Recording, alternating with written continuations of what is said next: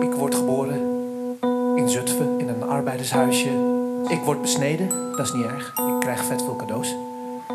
Wat wel erg is, is dat ik, omdat ik 3 dagen geen onderbroekje kan dragen, in een rokje van mijn zusje moet rondlopen. Mijn vader legt uit dat we niets moeten doen om alle vooroordelen die er over ons bestaan te bevestigen. Je gaat naar het VWO, je hebt een leuke vriendin en je verneukt het voor jezelf.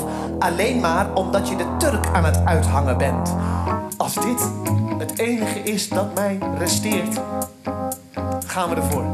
Creatief met Turk.